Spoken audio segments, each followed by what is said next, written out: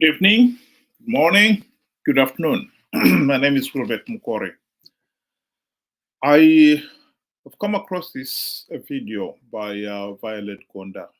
Um, Maybe some of you may have missed it. I think she produced it on Monday. In this video, she brings up a very important point. The problem of quality leadership. I think Zimbabweans would agree that we do not have quality leaders in Zimbabwe. But what I think some people have failed to appreciate is that as much as we would want to see quality leaders in Zanu PF, we are not going to get it by going into elections in which Zanu PF has got the power to rig elections.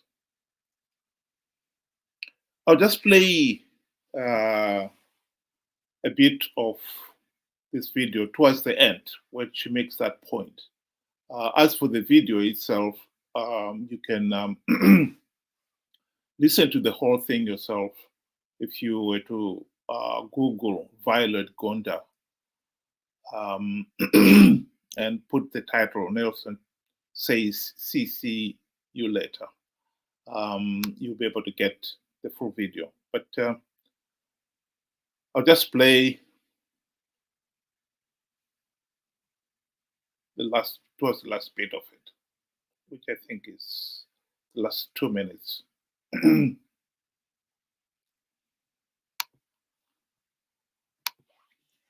In his farewell statement, he urges his followers to rally behind fresh politics, new politics, and genuine, fresh, and credible leaders who want to serve and not to be served, and tells them they will be kept posted on the next step.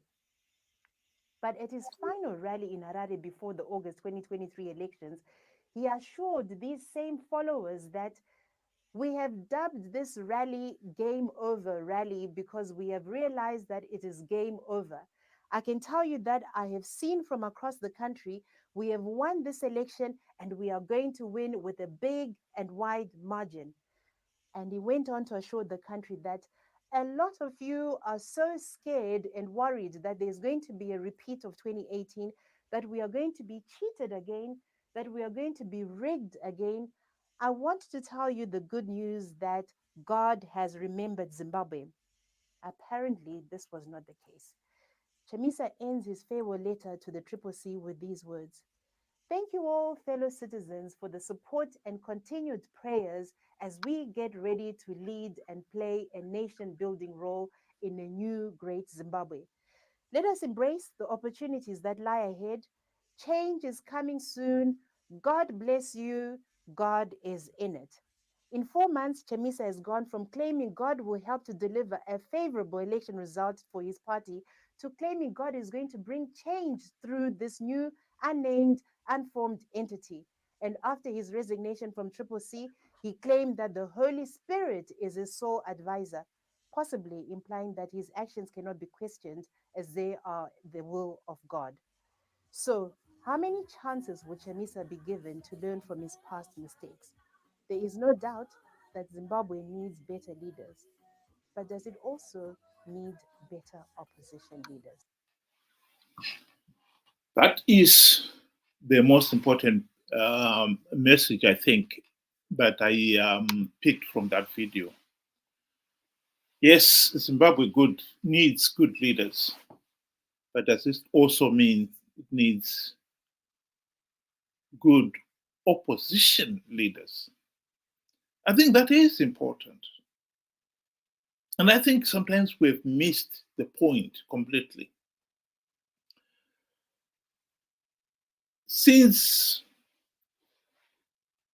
the late 1980s, 1990s, many Zimbabweans have come to the conclusion that Zanu PF leaders are corrupt, incompetent, and more significantly, that the nation was stuck with these corrupt individuals. They were not going to get rid of Zanu PF. That was the number one message that was coming through. So what did the people do? I think people made the right decision then that they would elect an opposition that will stop Zanu PF rigging the elections. Yes, it is an indirect way of solving the problem. You're still trying to solve the same problem. You are stuck with the regime that is corrupt, incompetent. You can't remove them from power because they keep on rigging the elections. And as long as they have got the power to rig the elections, you can't get rid of them. So what do you do? In this case here, the solution is let's elect an opposition leaders. We don't have necessarily to get them into power. Just get them to get into power so that they can force Zanu PF to hold free, fair, and credible elections. That was the primary purpose of the opposition. That is what some people have struggled to appreciate. And it is tragic that many people have failed to appreciate this point. It is important that people appreciate that point. Getting rid of Zanu PF is important. But we are not going to do it directly. We're going to do it indirectly. We are going to get the regime out by indirect means.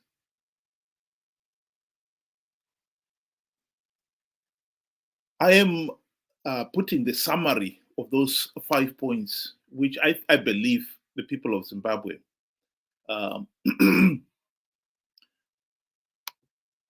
understood in the late 1990s. So the number one point was that Zanu PF leaders were corrupt and incompetent and were responsible for the country's economic decline. The number 2 point was that the nation was stuck with the Zanu PF and that's the economic decline, as long as the party was able to rig the elections.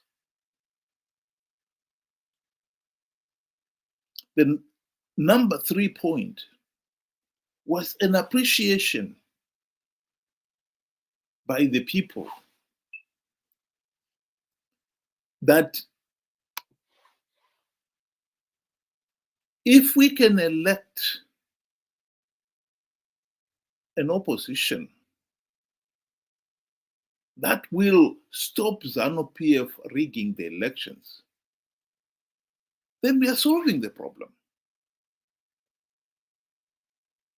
It was also an appreciation of the fact that you cannot get Zanu PF to implement those reforms because Zanu PF will never reform itself out of office. So the focus was very clear. Elect a competent opposition that will implement the reforms.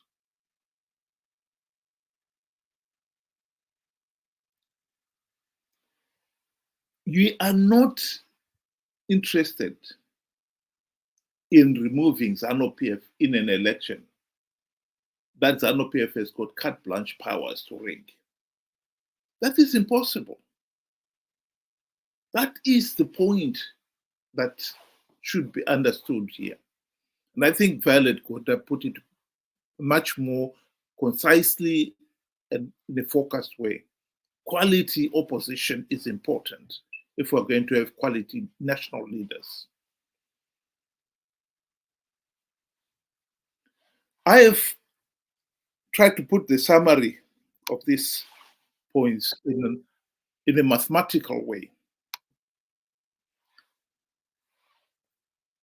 Think of it as an equation. 2y plus x is equal to 7. X minus 2 is equal to 3. This is no longer simple arithmetic, I agree. But it's not rocket science either. In this case here, if we are looking for how to remove Zanu PF from office, how are we going to get quality leaders into power? We are looking at the first equation there at the top. 2y plus x is equal to 7. You cannot solve that problem as long as Zanu PF is able to rig the elections. That means you've got x in that equation. You cannot solve it. You've got two unknowns, y and x. You cannot solve it the way it is. You need the second equation. And the second equation will be able to give you the value of x.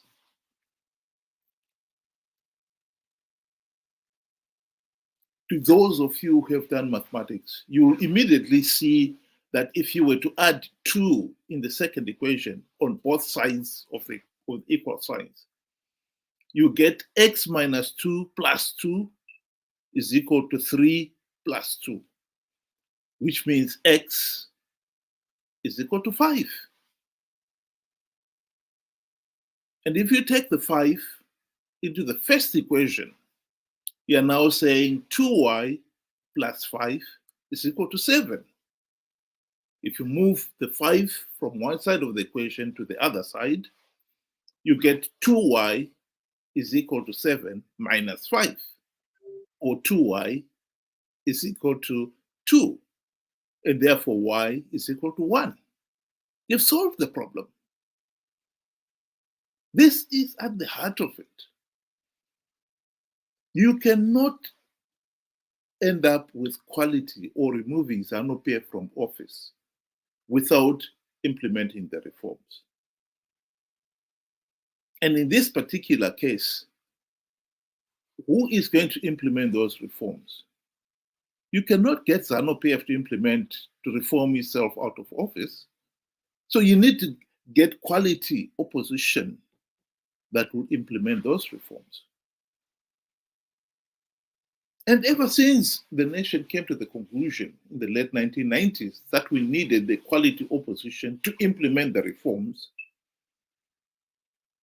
MDC have offered themselves. The party itself was launched in 1999 on the very wave of we need democratic change in Zimbabwe. And they named their party to answer that problem. They called the Movement for Democratic Change. Now, 23 years down the line, we have got to ask ourselves what democratic changes have these people brought? The answer is none. Zanu PF last year was able to blatantly rig the elections for no other reason other than the fact that the opposition, MDC/CCC, failed to implement even one token reform in the last 23 years, including the 5 years in the GNU.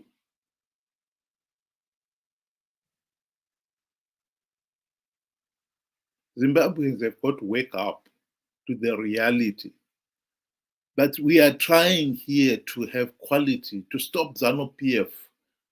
We are stuck with Zanu PF. We are trying to remove Zanu PF from office. If we are going to do it, we need to implement the reforms. We need a quality opposition that will implement those reforms. To think that we can do it without implementing the reforms is naive. Absolutely naive.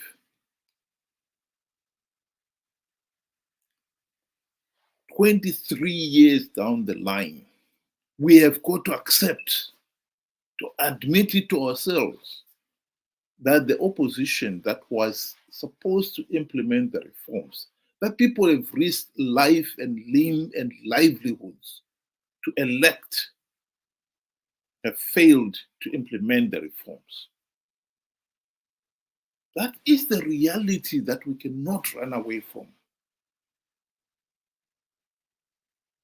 In the video, Violet Gonda's video, she explains that bit, the failures of the last 23 years, the broken promises by the opposition, their insistence that they are going to win these elections. God is in it. And yet again and again, they fail to do so. We cannot escape the reality that we had made the right decision in the late 1990s in choosing that we were going to solve our problem of the corrupt and incompetent Zanu PF that is rigging the elections and destroying the economy. And we are stuck with it because the regime rigs elections. The solution was, let's get the opposition. We do not have to get them to have the majority to form the government. It's enough opposition to force the implementation of the democratic reforms so that elections are free, fair, and credible. That opportunity, the opposition got it during the GNU. They had all the trump cards. And most important of all, they had SADC, the regional body, backing them. The opposition failed to implement even one token reform. Not even one token reform in those 5 years. We cannot overemphasize that point.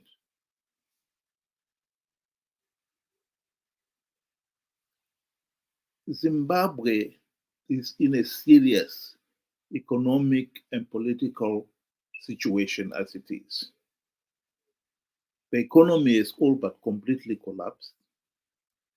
Millions of our people are living in abject poverty. And last year, Zanu PF was able to rig the elections to stay in power. We have not solved this problem of Zanu PF rigging elections. Not because it is impossible to solve. It's just that we have put our trust in an opposition that has failed to deliver the reforms. That's all. We need a quality opposition to implement the reforms. Some people are stuck with this idea that no, the opposition is not the problem. The problem is Zanu PF. Yes, it is Zanu PF. But they are not going to remove Zanu PF as long as Zanu PF has got carte blanche powers to rig elections. That point must be made and be emphasized. And to pretend we can solve the problem without dealing with that fundamental issue of the opposition or Zanu PF rigging the elections is being naive. We're not doing ourselves any favors at all.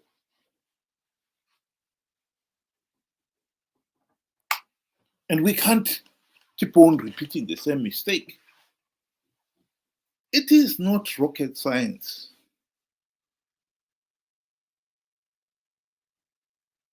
That we need to solve the first equation, but to solve it, we need to solve the second equation first.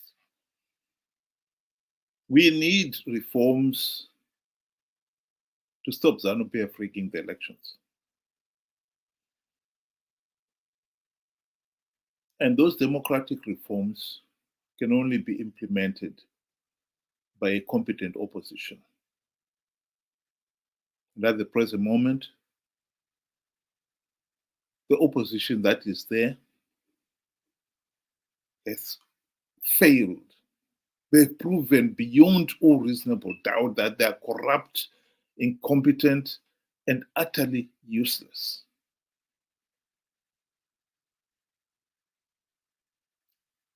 Again, I would like to strongly recommend to those of you who have not had a chance to watch Violet Gonda's video. I think it is really a good piece, and it addresses the fundamental problems in Zimbabwe,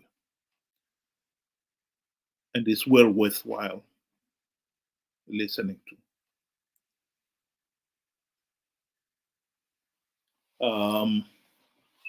I think I will do those of you who really are interested in watching it a favor by posting to you the link so you can listen to it for yourself.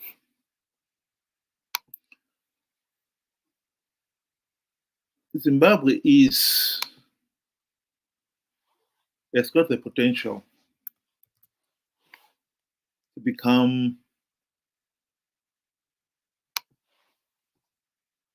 one of the richest countries in Africa. We always had that potential since 1980.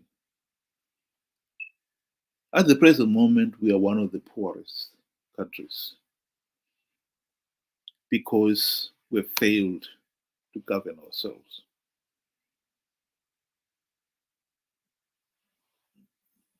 That is tragic. That really is tragic. And the solution is staring us ourselves in the face. The solution is stop Zanu PF rigging the elections. Simple. How do you stop Zanu PF rigging the elections? Implement the democratic reforms. We had the opportunity to implement these democratic reforms, a golden opportunity to do so during the GNU. And unfortunately, we have not had the quality opposition to carry out the task. But get the quality opposition to carry out the task. That's not rocket science. That is common sense. But somehow, for some reason, we failed to do so.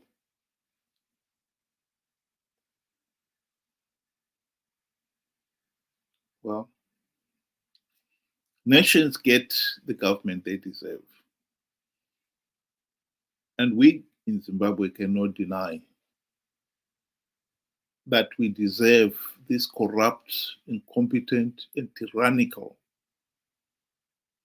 vote rigging Zanu PF dictatorship, complete with the entourage of corrupt, incompetent, and utterly useless opposition. How long are we going to allow them to continue? It's up to us. How long are we prepared to continue suffering?